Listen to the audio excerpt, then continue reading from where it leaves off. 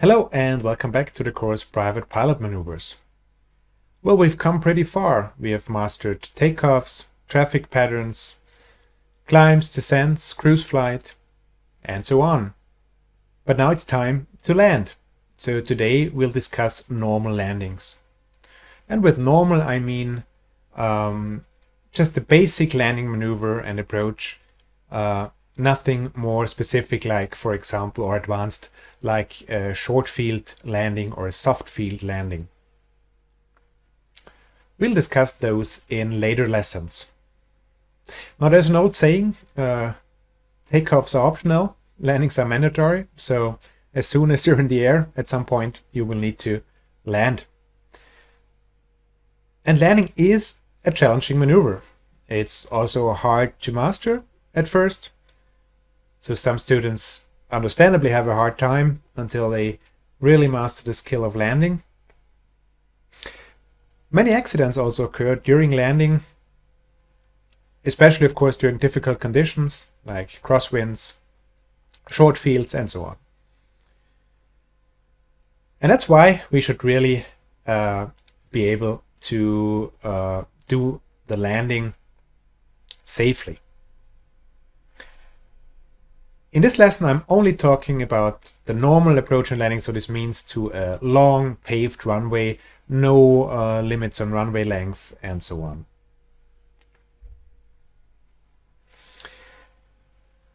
Now, one key for a safe and good landing actually is a stabilized approach. Now, stabilized means that you're tracking with your airplane on the final approach at a constant speed, heading, vertical speed, attitude, descent angle. So in the image here you can see a stabilized approach in the upper part. So you can see the constant angle leading to the runway. And below that you can see an unstabilized approach.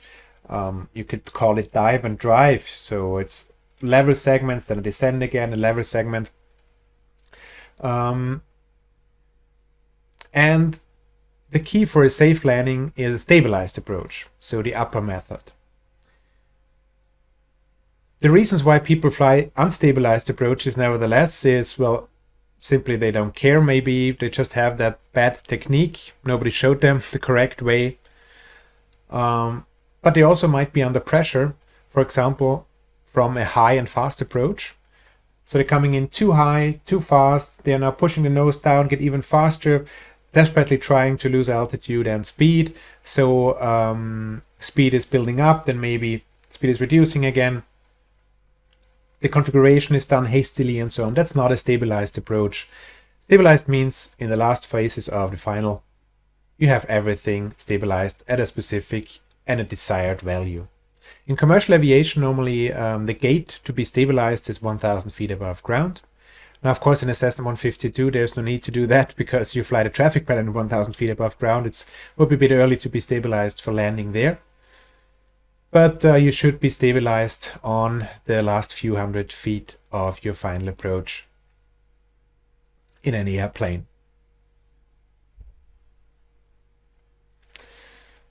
So, first step if you're on final approach is to find your desired aiming point. Now, the aiming point is the point where you actually aim the airplane at.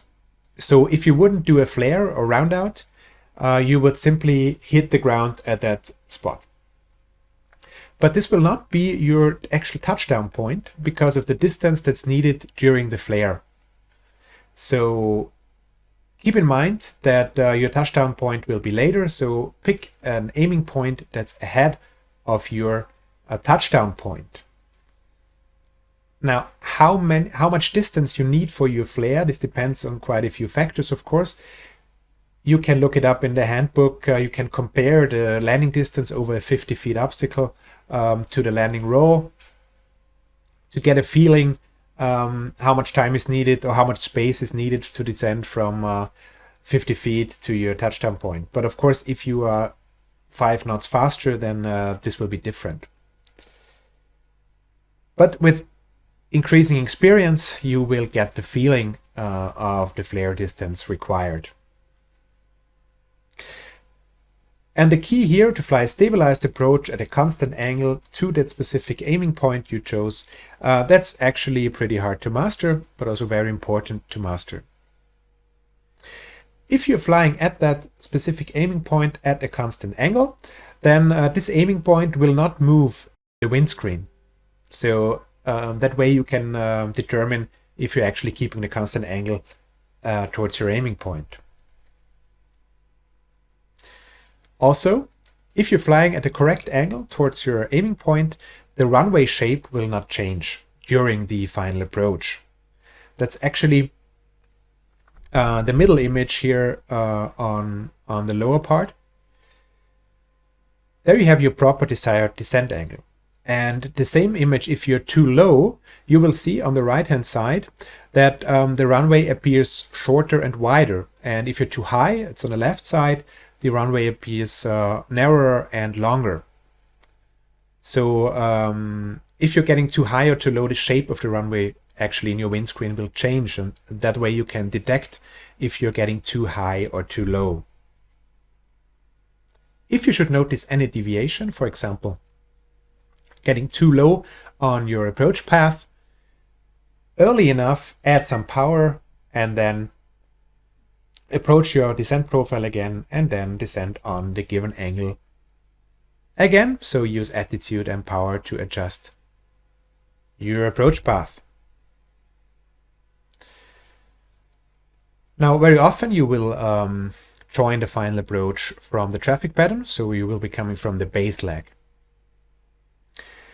Now, when to turn final is depending on your speed, especially on your ground speed, of course. You should always turn final in such a way that you can complete the turn to final and being established on the extended runway center line with a normal bank angle. For example, you could have a strong tailwind on the base leg, then you need to turn earlier. If you have a strong headwind, you will turn a bit later.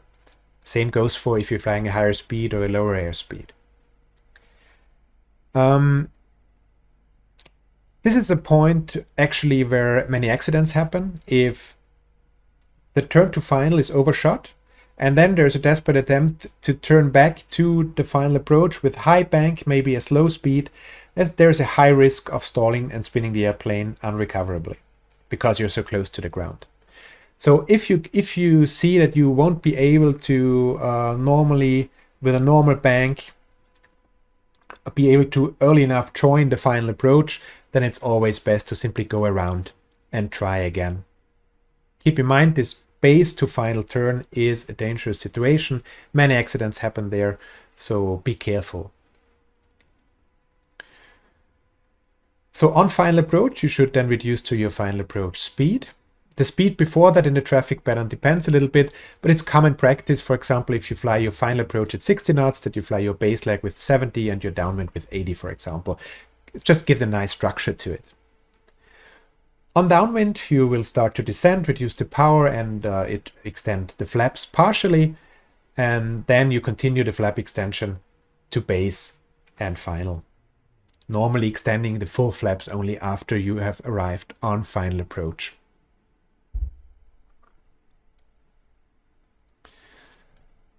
Also, keep in mind that head or tailwind influence the gliding distance. So if you have a strong headwind, for example, on final approach, the gliding distance is less, so you might need adjustments on attitude and power.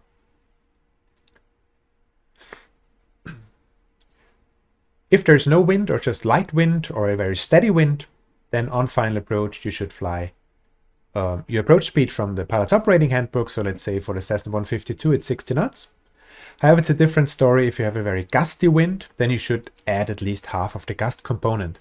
So let's say you have a headwind of 10 knots gusting 20, so you have 10 knots gust component, then you should add 5 knots, giving you an approach speed of 65 knots.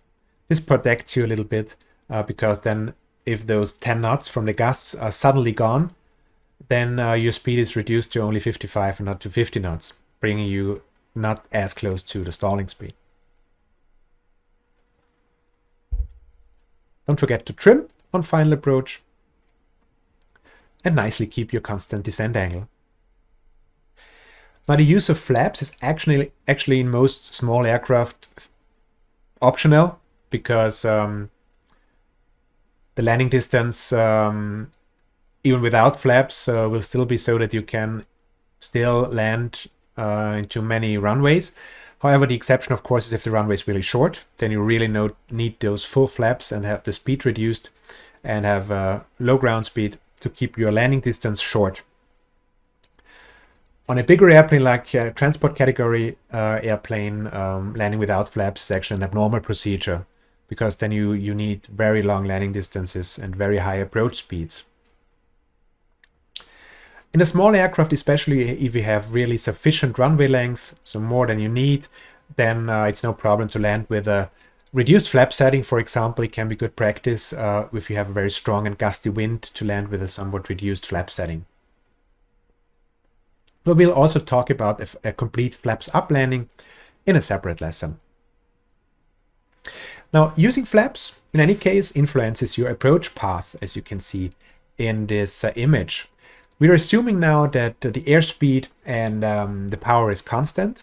Then, if you add flaps, so with higher flap settings, your touchdown point will be earlier. You have a steeper descent, and with no flaps or just a smaller flap setting, you'll have a later touchdown point and a flatter descent. This can help you, of course, if you notice that you are too high on your approach. You can reduce the speed into the green arc and drop, for example, all flaps. Then you will have a much higher drag, and you will descend more rapidly. Normally, with flaps and such basic trainers, up to 15 degrees of flaps, you'll normally have noticeable increase in lift and not so much drag, but anything beyond 15 degrees then adds quite some considerable drag, which can, of course, help you to descend more quickly. So if you're too high on final, you can just drop the flaps a bit more, if you can. What you shouldn't do if you get too low is retract the flaps, because retracting the flaps means you have a sudden loss of lift, and this could cause a strong sudden sinking. So it's better to just control with power if you have come too low.